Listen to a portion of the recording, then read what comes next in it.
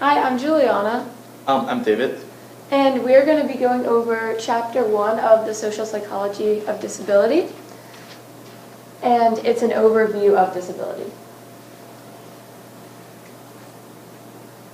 So first, I'm going to be talking about what a disability means, and it's a state or characteristic that is connected to an individual, but it does not define the individual.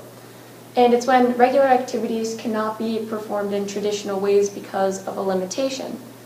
And regular activities include walking, eating, or doing academics. And also the environment plays a very large role in this, both physically and socially.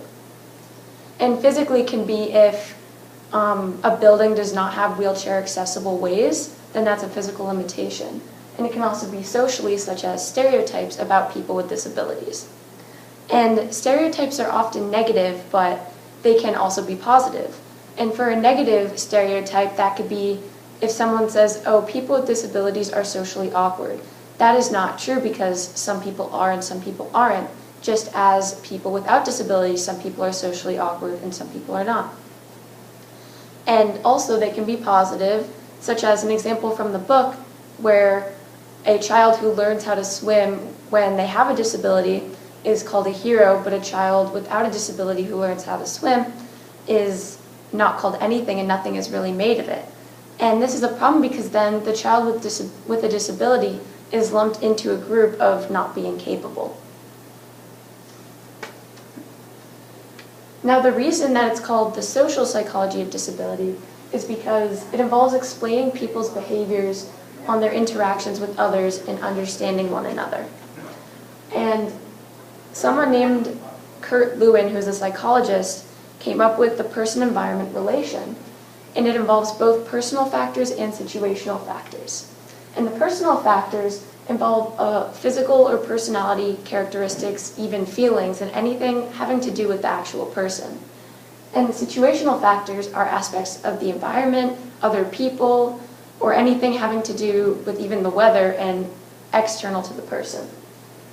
And Kurt Lewin also talks about the field theory, which is how personal and situational factors interact to initiate a behavior.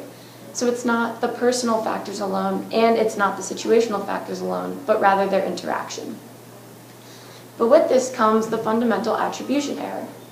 And that is when the disposition is seen as more important than the situation when explaining the actions of others.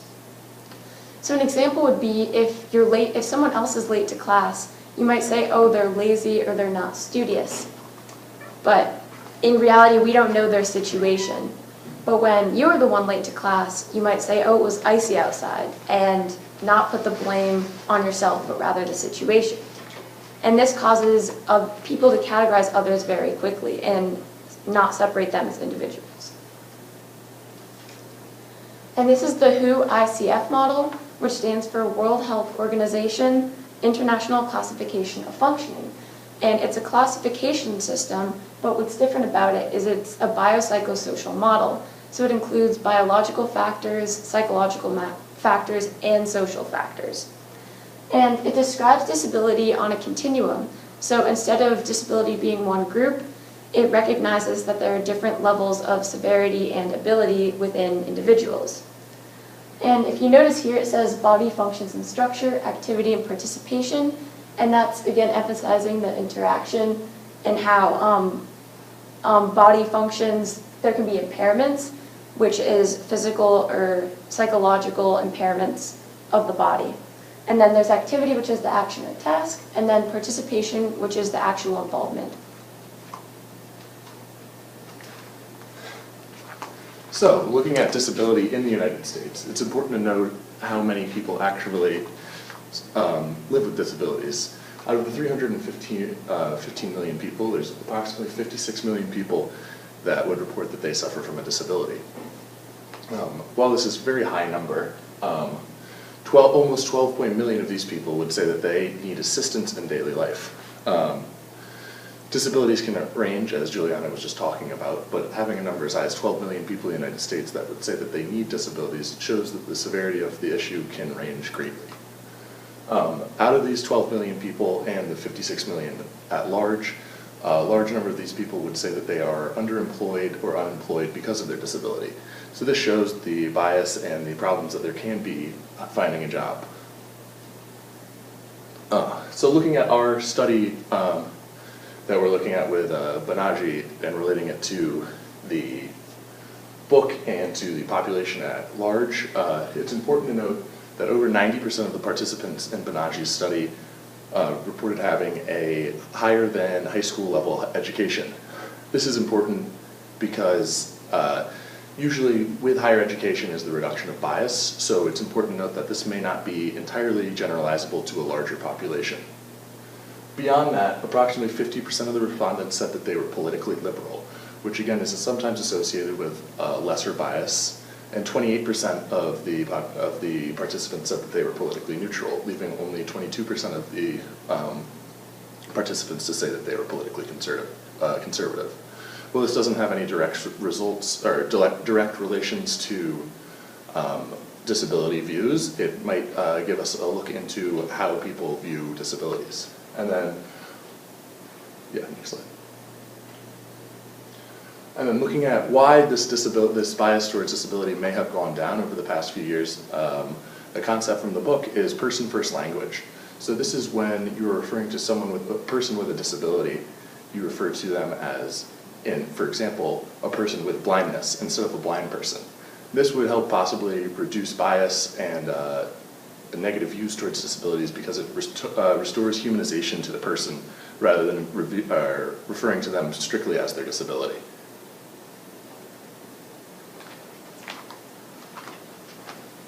So as minorities, people with disabilities draw attention that is different from the other minorities.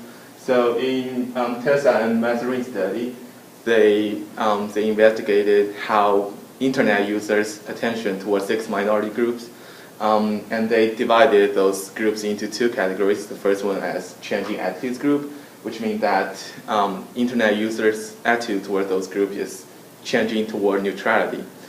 And the second category as stable attitudes. So it basically means that users' attitude toward those groups is not changing; it remains stable. So why is that? Why is that they are all minorities, but disability, people with disability, people with ages, people who's with irregular body weight, they draw a different attention. Their tendency of attention has not been changed over years. The first reason is that the first category as sexual, racial, and skin tone minorities, their negative attitude was based on prejudice. So as we build connections between those people, prejudice along with negative attitudes was reduced. On the other hand, the stable attitudes group, there was a objective bias. So a person with age cannot do what a young teenager can do, such as stay up all night to finish a paper, and people with irregular body weight certainly is not healthy as people with regular body weight. And not to mention that people with disabilities, they were short in those disabilities. And another plausible reason is that is about frequencies of discussion. So the first 3 topics, race, sexuality, skin tone, they draw a lot of social attention into it, and they are all really controversial topics. And especially for especially for sexuality, since 2015, since 2015's Supreme Court decision, people's attitude changed toward neutrality significantly. And here's a diagram that shows how many words have been searched on Google. As we can see that right here is body weight and disability. We can barely see them. And here is the word race, and here is race, skin tone. Here's gay. So we're gay. So there is a really huge distinction between those words.